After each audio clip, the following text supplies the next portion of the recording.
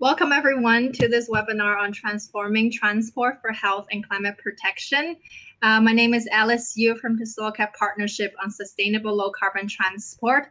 And on behalf of the co-organizers, we welcome you to this meeting. So thank you for your patience for waiting a few minutes before we start. Today's webinar, we aim to bring together stakeholders for the climate, transport, and public health communities and to explore the nexus between the three. We wish to present good practices and identify entry points for better policy coherence. And we also want to link transport actions with the human, public health, and planetary health dimensions, and to show that inaction, the cost of inaction on sustainable low carbon transport can have a major impact on public health. So today, for our webinar, after our opening remarks, we are going to divide it into two segments. So first of all, we will have a series of short interventions highlighting some good practices, solutions, methodologies, and projects available, currently available. And after that, we will have a segment, a fireside-like style thematic exchange to deep dive into issues related to the COVID-19 recovery, social equity, as well as mental health issues. We will have a Q&A session at the end with the audience. And in the meantime, you're very welcome to make use of the Q&A button function on the right side to your browser to communicate any questions and comments that you may have with our speakers. So without further ado, I would like to invite our first speaker, which is Diarmid Campbell-Lendrum, the head of the Climate Change Unit for the World Health Organization. He will be delivering the opening remarks with us. Diarmid, the floor is yours. Well, thank you very much, Alice, for organizing this important event and for inviting me to speak at it.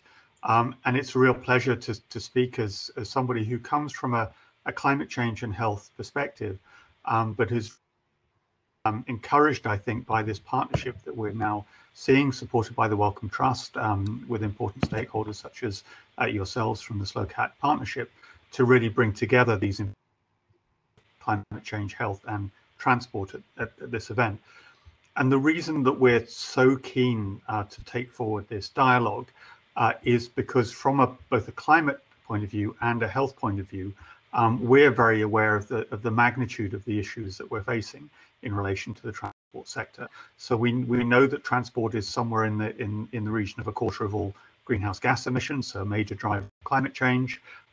It's also a major contributor to the 7 million deaths that we suffer from air pollution around the world each year, and the decisions that we take about how supply transport needs also contribute to the very high burden of physical inactivity and the very high burden of deaths and injuries from road traffic injuries. So we in the health sector spend, unfortunately, most of our time dealing with the effects of poor policy decisions elsewhere. Most of where the health sector spends its time and money is in hospitals and drugs. That's obviously absolutely essential, but at the same time, we recognize that most health actually comes from outside of the health sector. And so that's why it's so important for us to engage with transport planners and people dealing with climate change policy, because it is actually well known, even though not well acted upon, that we'll probably have a bigger effect on health than anything that we do inside. And so we know the headlines here, we know the big parts of the story. We know if we're going to supply transport needs which cut carbon emissions and also support health, then we're going to have to look at demand management in transport. We're going to have to look at the way we design our cities. We're going to have to look at modal shifts in favouring, from a health point of view, certainly walking and cycling wherever that's possible, particularly in urban centres. And we're also going to have to look at the technologies. So it is better to have, from a health point of view, to have electric vehicles rather than petrol and diesel vehicles. But that isn't enough. The technologies alone are not the answer to the problem. I would say that's a little bit the equivalent of us in the health sector assuming that all health problems can be solved by health technologies. It's also about what goes on upstream. So we're really pleased to be engaged in these dialogues about how you promote urban planning and so on that actually favors modes of transport which are good for the climate and good for the environment. And we're also seeing that now that we have really quite a strong evidence on these potential solutions. WHO, colleagues, including from the WHO Regional Office for Europe, who are co-hosts of the PEP overall, have developed the HEAT tool, the Health and Economic Assessment tool for walking and cycling, which can look at different policies and look at the way that affect exposure and therefore disease from air pollution, effects on physical activity, effects for some modes on road traffic injury, and increasing numbers which are able to show the benefits of the kinds of policies that we're talking about. And usually when we look at the integrated gains that come from more sustainable policies, usually the health gains weigh heaviest in that equation. If you put the gains in different, whether it's to the environment or to activity and so on, avoided health losses are the largest single benefit that we will get from more sustainable choices. We all know that the health community, health professionals, are one of the largest professions in the world. They are actually the most trusted profession in the world. So if you want somebody to argue for a more sustainable transport choice, then turn to a doctor, or even better, turn to a nurse, because people identify with them and they recognize that their only real agenda is basically promoting your health and their health and those of the communities. I'll just say a couple of other remarks. And another issue that is really important to us is the equity issue. We know that different transport choices may make it easier for certain parts of the population to make choices which are good for the environment and good for their health. If they don't, which are in many cases most deprived, then we run the risk of increasing health equities and, in fact, generating a lot of opposition to those policies. So it really matters within populations and between populations about making proposals that actually work for the poorest parts of society as well as the richest. And the final couple of remarks I wanted to make were in relation to COVID, because COVID has been a terrible tragedy for the world, both in the direct effects on health, but also on the indirects, on their jobs, their livelihoods, and so on. But it has also underlined this very direct connection between environment and health. And we see that also in the realm of transport. So we see the positive examples of where cities in particular have put into place transport interventions or changed their transport systems in such a way as to favor walking and cycling and the livability of streets in response to COVID. And it's really important that we learn from those experiences and promote the best of those experiences. And it's also important at the same time to in a sense, defend the long-term trends which are really important around more people using public transport, cycling and so on, from the short-term hit of COVID that has been in some places a drive for people to get back in cars, basically to isolate themselves from public transport. It's really important that we also take the long-term view as we come out of the COVID crisis, that we're taking decisions that actually favor our health and environment in the long term. And so the final word that I have on this is that we're very committed to that at WHO. Even in the early stages of the COVID pandemic, WHO published a manifesto for a healthy and green recovery from COVID, with only 6 prescriptions on it.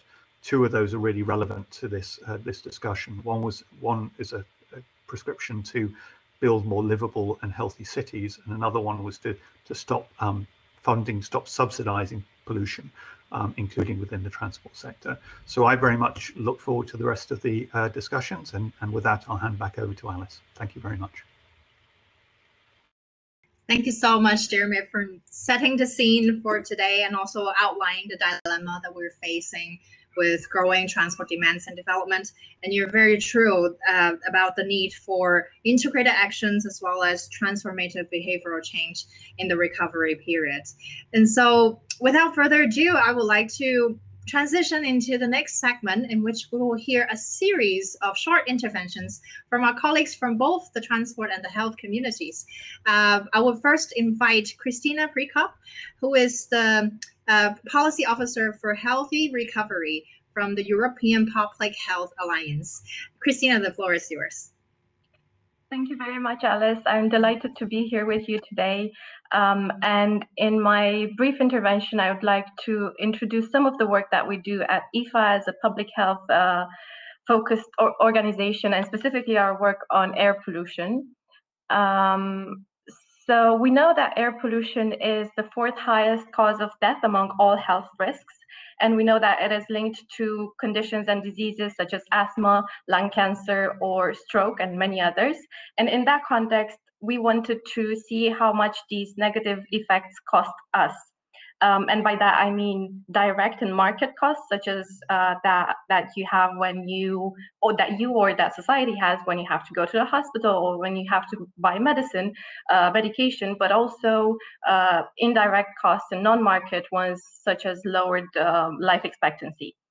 And so we commissioned a study that looked at over 400 European cities in 30 countries, and we found that the average European city dweller experiences a welfare loss that over the time of a year is equivalent to 1,250 euros.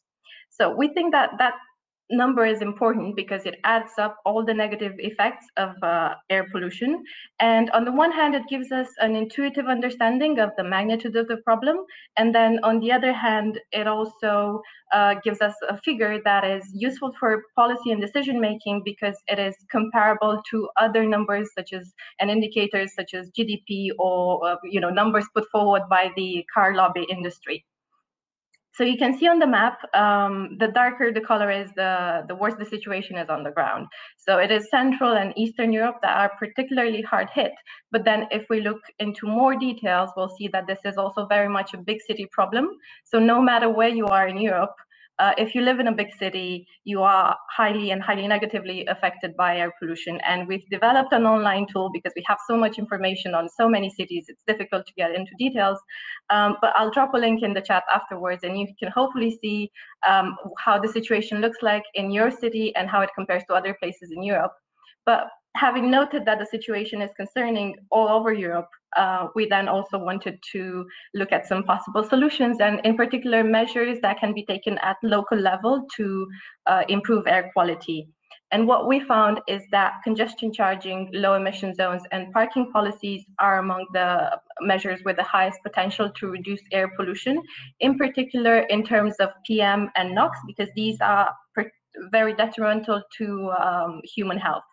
So if we take the example of low emission zones, we've estimated an average reduction of PM that is around 13%, and then NOx around 18–19%. And that will depend on city characteristics and on policy design, and the study does go into more detail about that. But if the policy is successfully implemented, a city can save up to 130 million euros per year, if everything goes according to plan. So based on that research and also on our expertise on health at EPHA, we've developed some 8 recommendations. I'll only talk about the first half now for this presentation. And having seen that low emission zones, charging and parking policies are supported by hard evidence, we of course also support their implementation in cities.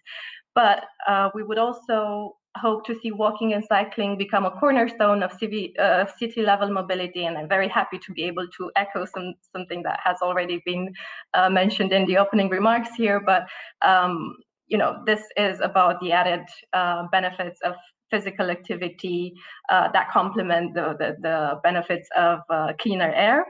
But we also recommend that public transport be integrated into a coherent multimodal transport system, and that is also taking into account, again, social fairness considerations. And finally, how the mix of these measures will look like will depend on the local circumstances.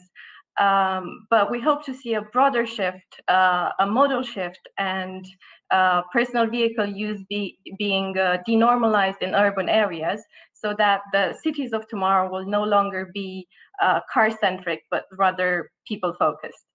And I'll leave you with that. Thank you very much for your attention, and I look forward to continuing the conversation. Thank you for sharing this wonderful tool and research that is being carried out. And so now I'll turn over the time to Aimee Aguilar, who is the team leader of the climate change mitigation team from the OECD Environment Directorate. And while we enable Imei on the screen first. Yes. Thank you for joining us. Thank you so much for the invitation. And I'm very happy actually to hear both Christina and Diarmid, because I think that my presentation really goes into this type of rationale here. But I want to start by saying that good practice based on the work that we're doing at the OECD really starts by thinking about systems rather than parts, and realizing that the cities that we have today look like this image, not because of chance, but really because we have poorly designed our systems. We have, as has been mentioned, car-dependent systems, which means that these are characterized by induced demand, by sprawl, by the erosion of alternative modes. So if we would use, for example, the food pyramid that we all know well as an analogy, we could say that our systems today are leading us to unhealthy transport diets that look like this, where a majority of trips are long distance and need a car. And so that is problematic because we have systems that are high mobility systems that are driving high emissions, and that at the same time are delivering poor accessibility, unequal accessibility, and harming our health in many, many ways, as has been mentioned. But a problem that we see is that climate action has focused a lot in decarbonizing this existing system. So replacing the part of the system that is seen as a problem, which is the combustion car. And so this means that mainly we are leaving these three key dynamics behind car dependency mostly untouched. And this is why we're not really tackling, or only tackling very partially, our equity or our health problems, because we can replace the vehicle technologies, but our systems will still look very much like this.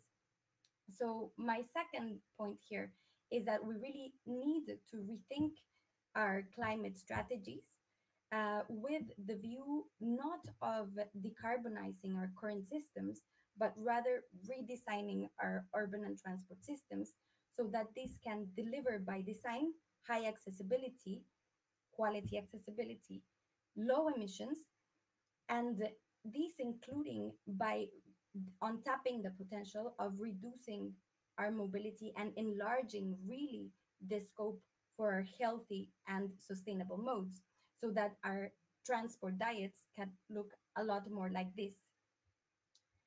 So how do we go about this? So what we argue for is that then the policies that would allow us to shift away from each of these dynamics behind car dependency need to be really central in climate action, which is not what we're looking at now. We need to put the redesign of streets and the reallocation of road space at the core of our strategies, so that we can move from induced demand to what we can call disappearing traffic, and which is a phenomenon that is more and more documented.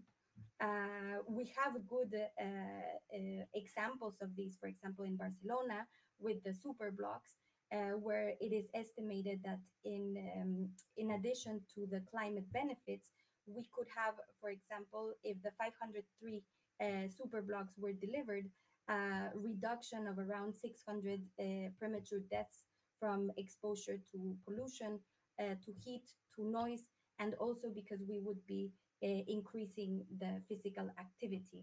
Of course, congestion charging can be also a tool, but it has to be embedded in this aim of really redesigning streets and have the rationale of really allowing an efficient allocation of road space rather than increasing the speed for motorists. We also know that we have to go even beyond that to redesign our cities and go really from the sprawl to restoring the proximity, because one of the things is that with this focus on mobility, we have ignored that we need this proximity and to create this proximity. And so we need to really rethink our urban renewal programs, our new development programs in terms of accessibility criteria, some of which is, for instance, a good example of this is the framing around the 15-minute city that does that. We, of course, also need support for public transport, but really to also embed incentives so that shared mobility and all of these new business models, technologies, really have the conditions to develop into the multimodal feeder services that we need. So basically what we're talking about is yes, a system where we do need innovation at the part level, so better vehicle technologies, of course, but where the real synergies, including between climate and health, will come from really embedding these in systemic innovation to redesign the systems and have better systems for better lives. So thank you very much. I'm happy to give you more detail about our work if this is interesting for you. Thank you so much, Imei. I love the analogy of comparing transport to diets. It's absolutely true. I mean, if diets is something that we consume every day on a large amount, transport as well, for a lot of people, you know, it takes up a lot of our time. So I think this analogy is wonderful. Thank you a lot for your presentation. And so now we'll turn over the time to Mark Major, my colleague from the SLOCAT partnership. He is a senior advisor from SLOCAT. And Mark, the floor is yours. Thank you very much, Alice, and good afternoon, all. Pleasure for me to be here. And what I want to talk about is kind of aligning policy messages here. So I think we're bringing together in this ministerial transport experts, also the health perspective and the environment perspective. And the message I want to get is I think by aligning these kind of motivations, we can actually kind of trigger a transformation.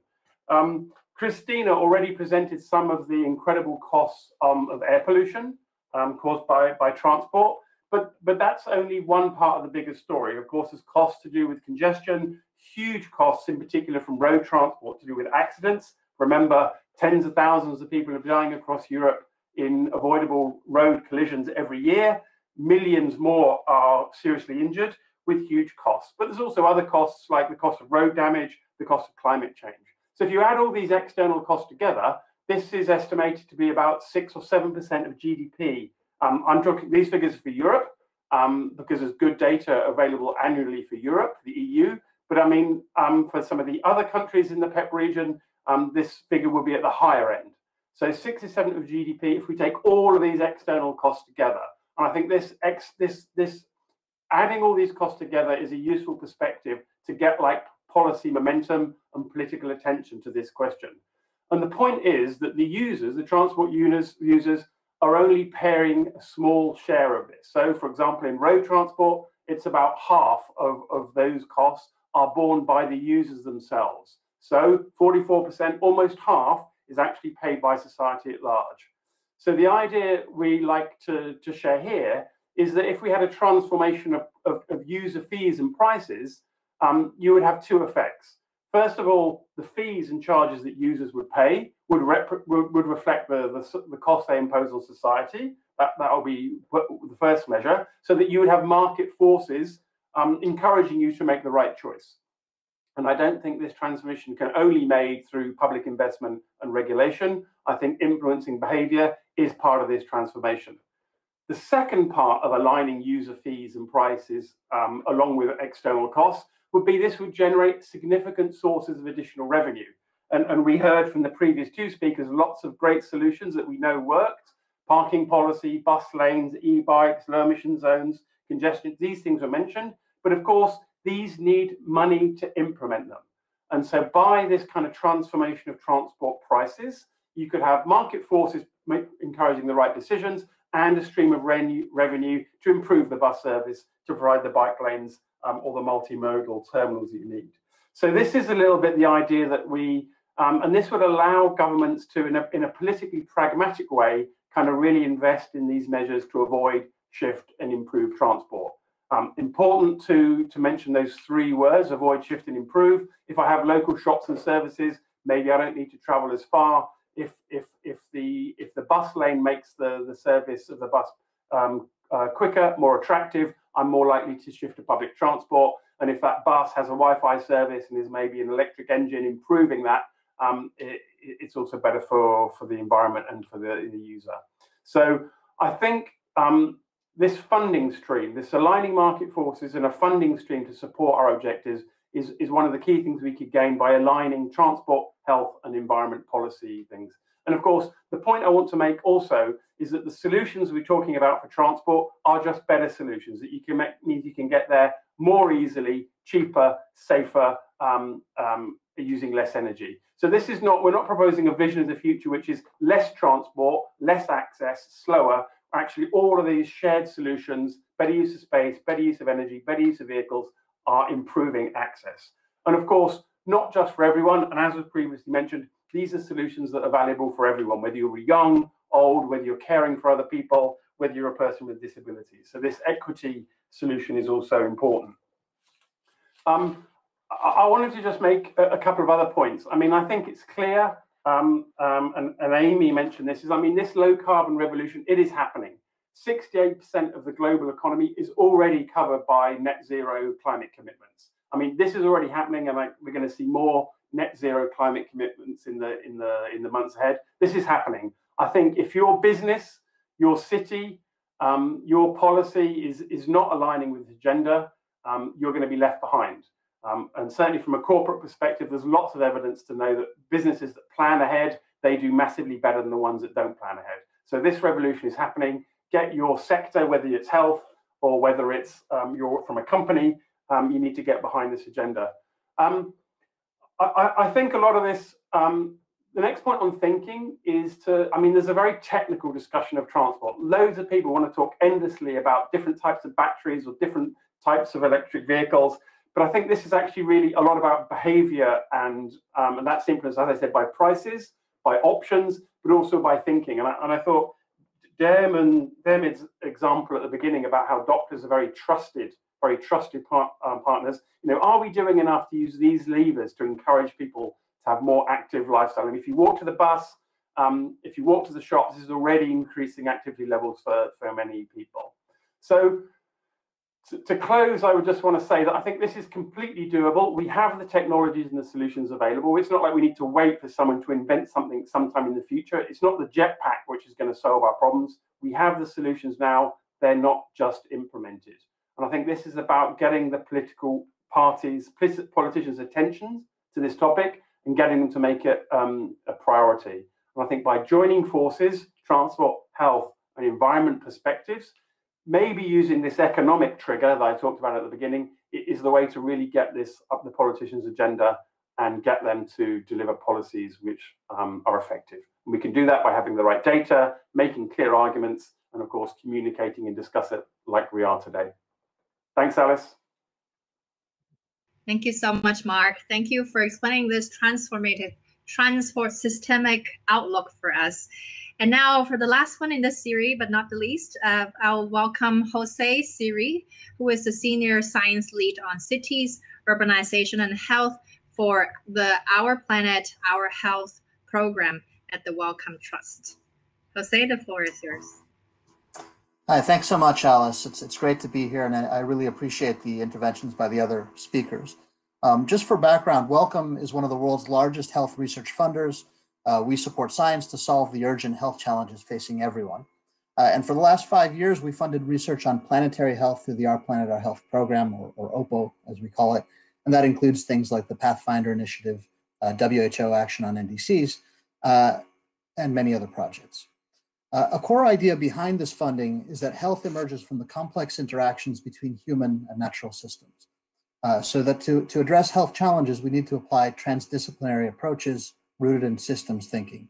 And I mean transdisciplinary in the sense that we need to transcend academic disciplines and work with partners from beyond science, and as Diarmid has pointed out, from beyond the health sector as well. And systems thinking in that we can't just isolate individual relationships, we really need to consider the often messy behavior of systems of interacting variables as a whole. So one of our focus areas has been cities, which represent human systems at their most complex. And transport plays a really key role in urban health, as you've been hearing, not just through direct impacts, but also because transport is deeply interwoven with other sectors which affect health. And that includes urban planning, energy, waste, food, system itself, you name it, transport is a nexus issue. So in the limited time I have, I just wanted to give you a flavor of how one of our projects has linked transport and health. And many of you will be familiar with the iconic example of urban revitalization in Medellin, Colombia, where poor high crime settlements on the urban periphery were transformed into vibrant neighborhoods. And this was partly through innovative transport infrastructure. I wonder, can you see my slide? So the changes in Medellin were in part based on innovative transport infrastructure, and that included the Metrocable cable car, which actually is part of the city's regular public transport system. It's integrated. Cable cars can provide access to otherwise very difficult terrain, and they've been adopted in at least 24 cities worldwide. And there's some evidence for improved social cohesion, decreased crime around these types of projects, but no cable car system has been systematically evaluated for impacts on physical activity, for example, or air pollution, or a wide range of environmental and social determinants of health. So our Salud Urbana project, Salud Urbana in America Latina, Urban Health in Latin America, is a collaboration between 15 institutions in the US and 7 Latin American countries. It aims to understand and improve urban health across the region. And part of its work involves evaluating a series of urban interventions, including the new Transmicable cable car system in Bogota, Colombia. And as in Medellin, the implementation of the system, the cable system, is accompanied by a range of other urban improvements, community improvements like parks and markets and so on and so forth. So this is a significantly complex intervention. Salud measured a wide range of environmental and social health determinants and health outcomes in communities near new stations, both before and after they opened, and also in control communities near a future planned station. In parallel to this work, it involved local stakeholders from government, academia, and civil society in group model building exercises to explore and solidify its conceptual framework. And it used collaborative citizen science methods to facilitate a consensus and advocacy building change process among members of the community and policymakers and researchers.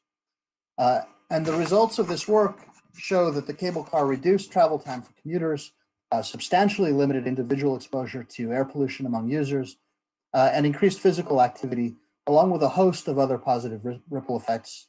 For example, it increased perceptions of safety, it increased social capital, civic pride. So we believe this kind of evidence from evaluation of complex interventions and this kind of sophisticated community engagement is critical to both building the case and the capability for action in the urban transport sector and beyond. Obviously, cable cars themselves are not a solution for everywhere, but the point is that transport is highly integrated in the structure and function of communities.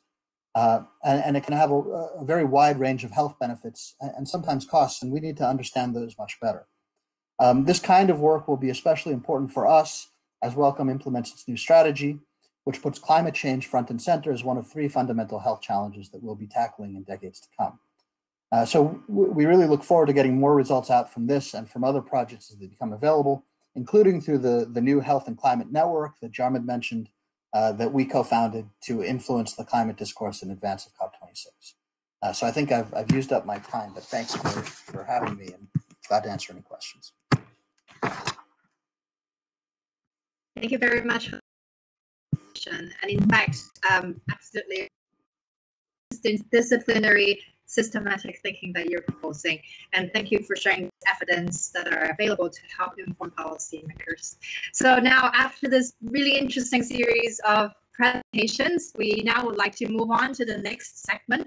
And at the same time, we Thank you for all the presenters for segment 1, and we invite you to leave the stage, but continue to stay with us if time allows. So now for segment 2, which is a thematic exchange facilitated by Paul Wilkinson, Director of Systems for Sustainability and Health at the London School of Hygiene and Tropical Medicine. We'll have 2 speakers. While I enable them first. Speakers from Karen Vancluysen, who is the Secretary General of POLIS, and also James Woodcock, Principal Research Associate from the Center for Diet and Activity Research at the University of Cambridge. So Paul, I'll hand over the time for you and the speakers. Well, thank you very much. As has indicated, I'm involved in one of the projects funded by the Wellcome Trust under its Our Planned Our Health initiative that Jose Siri just mentioned, and that project's known as CUSH, Complex Urban Systems for Sustainability in Health. And I'm also leading the National Institute for Health Research, Health Protection Research Unit on environmental change. And both of those initiatives are very much interested in understanding not only what needs to be achieved, but specifically the evidence relating to health and how it coincides with sustainability objectives. And as from my perspective, one of the key challenges is how we bring about change at the pace and scale needed to meet the urgent imperatives, especially for climate change. So I'm delighted that, well, in this session, we're going to have as a sort of fireside chat, I think is how it's billed. It's going to be a conversation between me and James and Karen. And I'd like to begin by inviting a few comments, if I could, from both James and Karen about some of the issues that we've been touching on already. And I think the first one I'd like to pick out is about why active mobility from a health perspective. What is it? What are the health consequences of active mobility that means that this is something which we should try to pursue in particular? So maybe if I could start with James, actually, to start on that. Could you give an overview of your perspective on why we should be focusing so much on active mobility? Hi, bye, Paul. Yes, of course. I mean, you know, physical activity, I mean, the evidence base keeps on growing. I mean, it's related to a very large numbers of conditions. I mean, we're talking about, you know, all-cause mortality, different kinds of cardiovascular disease. We're also talking about diabetes. But beyond that, we're talking about dementia, risk of Alzheimer's, Parkinson's disease, multiple cancer outcomes, and mental health as well, benefits in terms of depression. And, you know, transport provides a way of integrating physical activity into everyday life that people have a good chance of, you know, keeping through their life course. And a lot of the greatest benefits are going to come for, can you get people of kind of, you know, my age and older people beyond that, be more active, who are less likely to be doing sports, and people as they move out of, when people get older, move out of the labour market. If active travel can be normalised, then it's something that can be maintained and integrated into the other activities that they're doing, and you know that requires less kind of you know, motivation than, you know, doing a specific kind of exercise. And could I ask a bit more about, well, things that may be more important for people in making choices? Because you can present numbers on saying, well, you're lowering a risk of mortality, but actually the things that quite often motivate people is sort of more immediate benefits that they realize in their own lives about the quality of the environment around them, how it makes them feel. Do you think these are, how important are they for persuading people, for building the case for quick change? I think they are important. They will play to different people. I mean, there's no one set of arguments that's going to work for everyone. Some people are much more motivated by health concerns, some people by environmental concerns.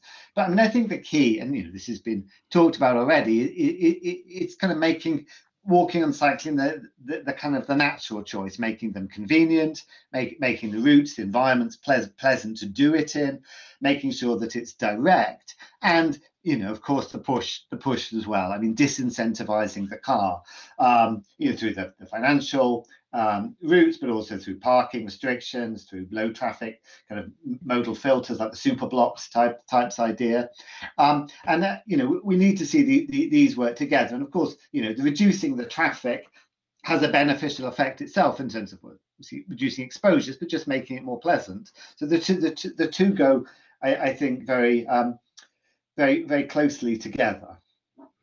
Okay, thanks. I wonder, Karen, if I could invite you to comment on this as well, and partly about how important the health argument is, but also the dimension of equity, because does the equity argument play out in discussions that you have in trying to make the case for greener transport policies?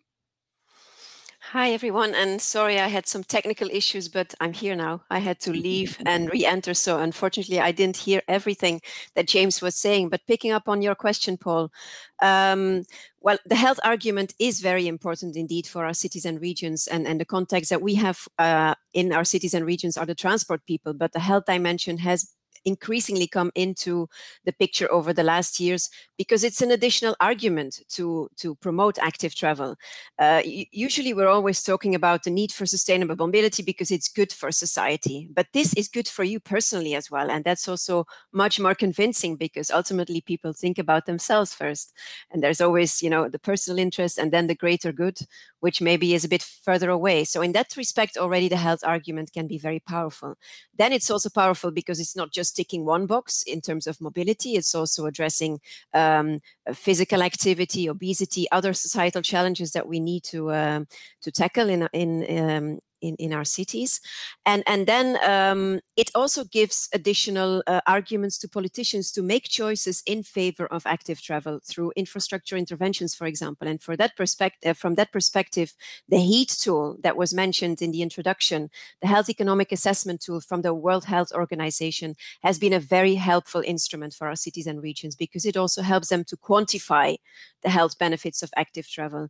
And this economic perspective, as Mark was already mentioning, is also really important.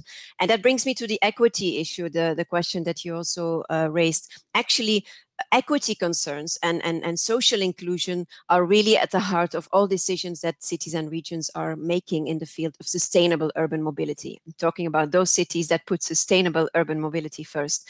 And there is a clear social dimension to sustainability. So what they really want to accomplish is introduce a sustainable urban mobility ecosystem that meets the needs of all target groups, including the most vulnerable groups in our society. And that also means meeting the needs of those that are more vulnerable, for example, because they live in remote areas, are more vulnerable because they're mobility impaired, or they are financially challenged, or they need to travel in off-peak periods. And that's where we have to be realistic and recognize that those specific needs cannot always be met by mass transit. I mean, there are always going to be gaps in the public transport offer that cannot be met. And what we are working towards also in terms of improving that equity and social inclusion dimension is a better integration between public transport on the one hand and new and shared mobility services, which have been gaining ground and have been coming to our city streets over the past years on the other hand, because they can help to fill those gaps that cannot be met by mass transit and to really meet the specific needs of the target groups that I was mentioning. But to make that integration a reality, we need physical integration on the ground through interchanges where the different modes come together and can be seamlessly combined. We shouldn't forget that multimodality and intermodality is always more challenging and difficult for a user than just being monomodal.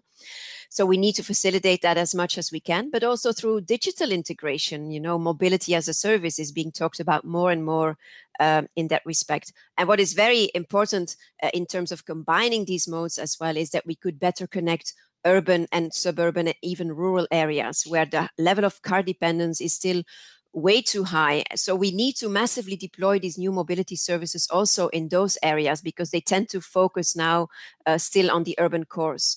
But in order to make that happen, I do think we also need to explore new types of public-private partnerships, because those new services are largely private sector driven. So we need to make sure that they can also reach the necessary critical mass and have a business case in suburbia, let's say. And that's where also new types of business models, public-private partnerships, and even subsidies need to come in if they prove they have a positive role to play in this sustainable urban mobility story.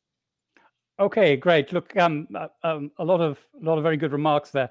I want to touch on one aspect which I think is kind of core to the whole agenda, which is it picks up something that James referred to, which is about making active travel, active mobility a norm, it's the natural choice to have.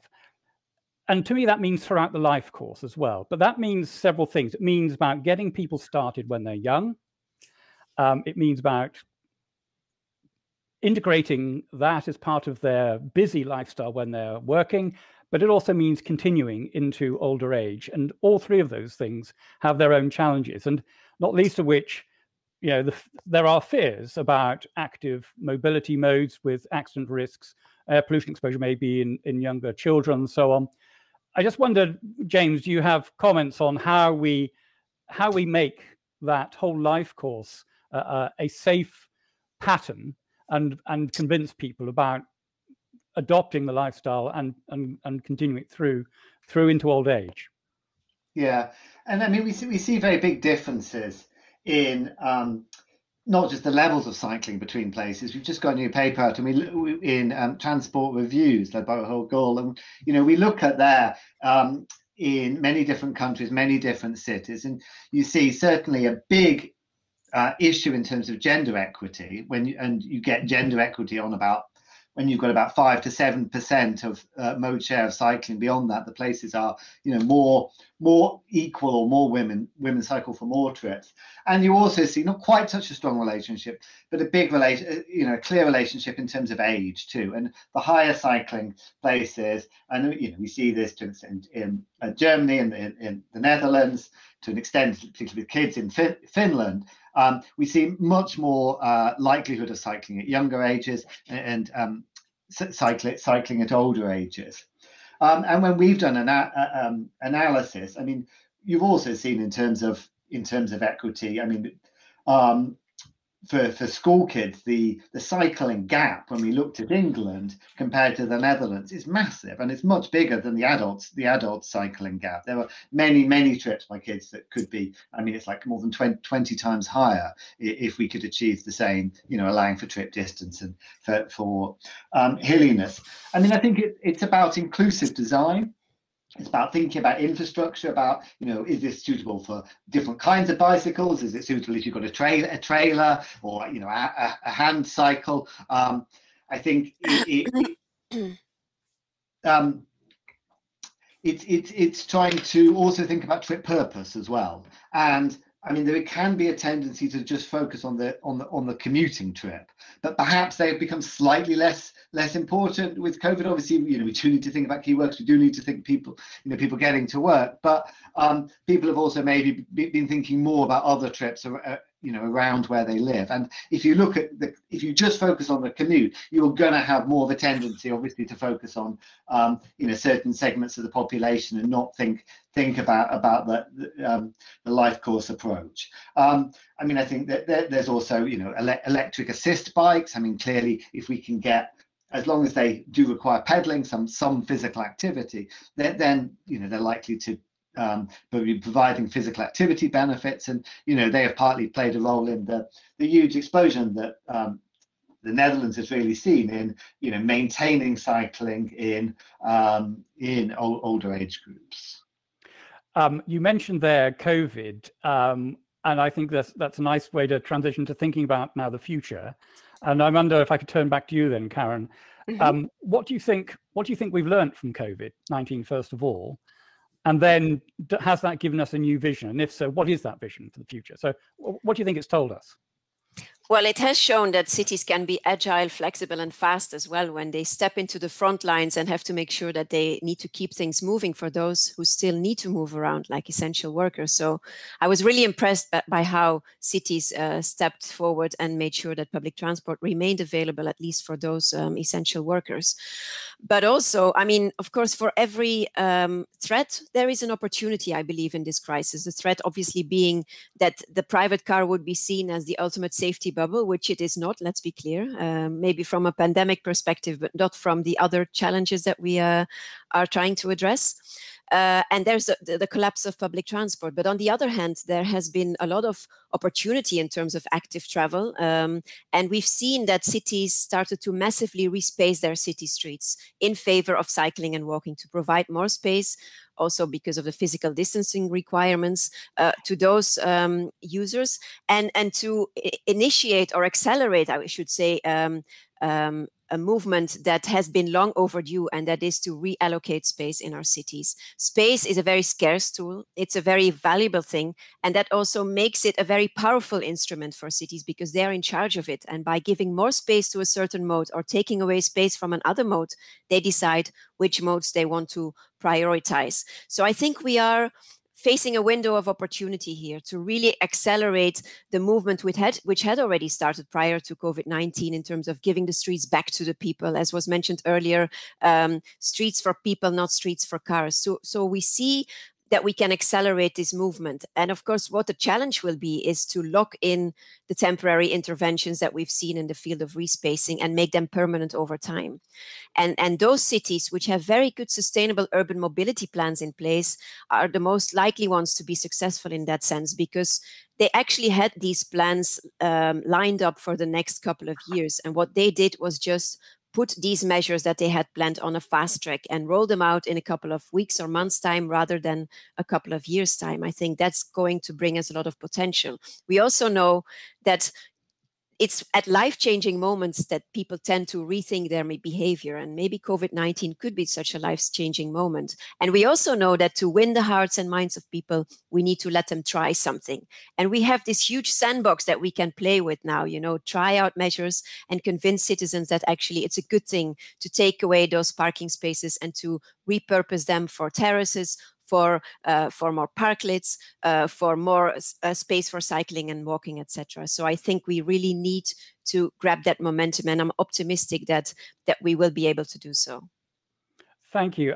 James, could I ask almost the same question to you, but maybe in a slightly different way, which is, do you think that COVID has now given us the opportunity for a very different vision that we hadn't really been thinking about before? So not simply just the idea that we need to promote more walking, cycling, and more a greener transport system, but different ways in which cities might operate, and which therefore has bearing on travel patterns overall. I'm not sure that it's really given us. I mean, people were working on that before. I think people have that vision. I think that vision has become more widespread. I agree. It has enabled some people who were perhaps more, focused on sort of things as they are, but a bit of mode shift to start thinking more broadly about urban design questions, about the ideas of the 15-20 minute neighborhood, etc. So I'm not sure that it's right to say that these are new ideas, but certainly they've been much more popularized, thought through, and perhaps linked up to, some of the dots have been joined. So I mean, I think, just thinking about some of the interventions that we've seen, I mean, that also, of course, means new evidence has been generated on what the effects are, and we actually see some of the pros, we see some of the potential cons as well. I mean, here we've seen in London, the low traffic neighborhoods have been very widespread in some areas of London, quite similar to the super block idea in Barcelona that was mentioned earlier. And some initial evaluations of kind of earlier schemes gives indications of quite substantial changes in physical activity, up to maybe an hour a week, increases in walking, lower car ownership, lower car use, reduced traffic injuries, and seemingly not, deleterious effects on emergency vehicle access, or on crime. If anything, a reduction in crime. So, I mean, I think it's enabling us to start testing out and developing better evidence around some of the things that have been certainly there, but it may be in the background before. Okay, thank you both. I'm just now going to invite people, if they wish to post questions, they may do so. I think there's a button on the right-hand side, I think, of your windows where you can post a question to James, Karen, or me, or indeed, I think, to the wider group of speakers about anything that you've heard or would like to inquire about. Please post your questions and I'll try and read them out. I think it'll all need to be done by typed questions rather than getting people to speak, but we can try maybe if someone is very keen. But while you're doing that, I have a few more questions if I could then continue some of this conversation, which is really about the concept of the 15-minute city, and what that really takes and what that looks like. Because if we are to concentrate so much on the active mobility as our method of getting about, and we want to cut down journeys, clearly we have to find a way in which people need to travel less. But current structures, mature urban cities, urban environments, the form of them is largely set, and they've relied on in the past people being able to commute for fairly long distances. What does it take? What does a 15-minute city look like, and how can that be developed within our existing urban structures, particularly thinking of a European context? Karen, can I go to you first of all, maybe? Sure.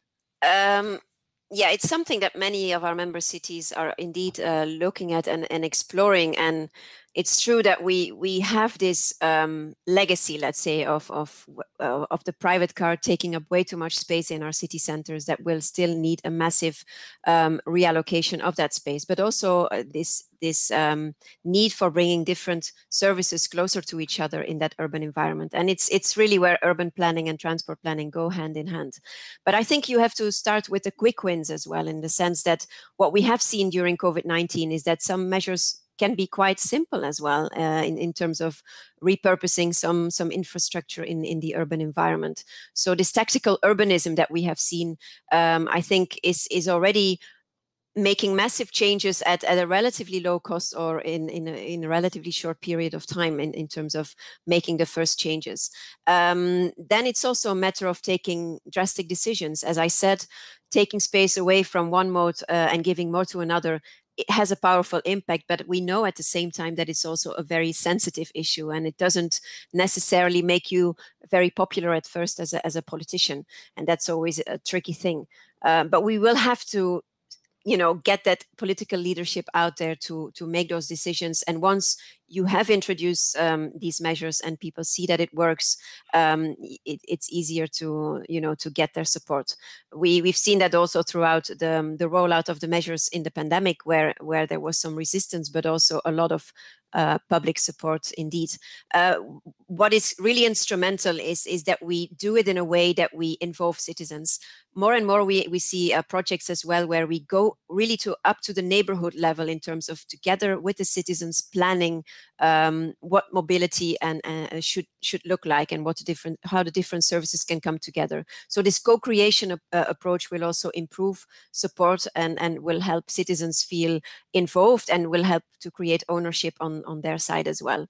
But what I really would like to stress now as well, and that's also picking up on the points that Mark brought in, is that we really need a combination of carrots and sticks. We can incentivize, we can involve, we can do many things, but what it comes down to is that we need to internalize the external costs of car traffic, and we need to make people feel what the real cost to society is of using that polluting car and continuing to use it. And only when we do that, people will also more seriously consider the alternatives and the sustainable alternatives out there, and will realize that when we ban cars from city centers, it's actually much more efficient as well to take your bike, take an e-scooter or just walk to a certain destination, because it will simply be the most logical and obvious choice, and it will be the fastest option as well in a 15-minute city. Could I just ask on that about what role do you think should be played in trying to promote more home working? Do you see that as a good or a bad thing? I mean, it seems in many ways that many people have had to get used to it, and there are some things that people like about it, but there are some dangers about loss of social interaction and, well, I mean, many things perhaps. Do you have a view on how that balance should be, what we should be trying to promote in the long term? Me or James? Yes, Karen, please. Yeah, I think what we are in, the situation we are in now, or at least that I'm in, which is full-time home office, is not something I would like to keep for the future. But I'm really convinced there will be a long-lasting legacy, obviously, from this experience, and that we will probably end up, hopefully, combining the best of both worlds. You know, where some days we'll be working from home, and other days we will be going to the office, indeed, also to have that social contact, and also recognizing that some meetings can never be properly replaced with an online version of it. It's always a bit sensitive to curb mobility, you know, or to try to reduce mobility. But I do think there is potential in terms of more working from home. What the actual impact will be on the overall mobility system, it's just going to be one of many solutions. It's not going to be the silver bullet either, but I would be in favor of definitely building on a legacy here in this respect as well, and trying to reconsider whether we really have to go to that office every day. If it's, of course, just around the corner and you can take your bike, no problem. If it's the incoming commuter traffic, which is unsustainable, that's a different story. Okay, thanks. Look, we have a couple of questions then. Wonder if I could ask James to respond to this. So the first one is, what's next? The new step to advance this agenda. What specific message do we need to pass to ministers next week? Do you have a view?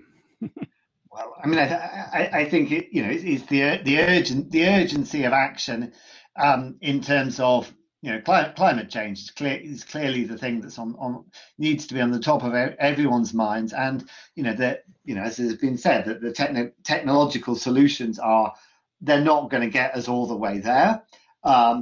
They still come with many harms, or they only reduce some of the harms of transport that we have at the moment. I mean, in the UK, we've seen obviously vehicles become cleaner, but we've seen more of them, further distances driven, and larger vehicles that have meant we haven't got the reductions in emissions. And similarly with the road building programme that is being funded now. So I think at the high level, those kinds of things need to stop. There needs to be a thinking, well, we are going to be changing and building lots of new roads for cars is a mistake. I mean, many of the most interesting things obviously are going to come at the city level. And so I think there it's about the governments giving the cities the opportunities to do those things. It's giving them the support, the funding, allowing flexibility in legislation about doing things on kind of trials and temporary basis, and then we've got a chance for other places to lead, and then other places to learn from what they're doing. But I mean, I would say the national level. I mean, the biggest things are the phasing out of petrol diesel cars, setting timelines for this, and then ideally recognizing that this will also soon after mean their use. They're phasing out their use certainly in urban areas, and potentially, and then beyond that, and stopping things that are building in longer term harms and that would need to be more difficult first, particularly around road building. Thank you. Now, there is a kind of, I think, a question posed by Edward Lee, which really follows from some of that discussion, essentially around the question of obstacles. What do you see as the biggest blocker to change? Funding, public understanding, public mistrust of government meddling, lobbying by the auto industry, sequencing, new options before penalties? Karen, maybe if I could turn to you on that one. What are the hurdles we have to get over? Well, it's probably all of the above, or a mix of all of them at least. As I mentioned, political leadership is key, and also the daring to take unpopular measures, combining the carrots and sticks. Also, what James was referring to, that a lot of the transport transformation will have to happen on the local level. So that means that it's really instrumental for the other levels of governance to empower the cities, but not just empowering them in terms of giving them the tools to act, but also financially supporting them.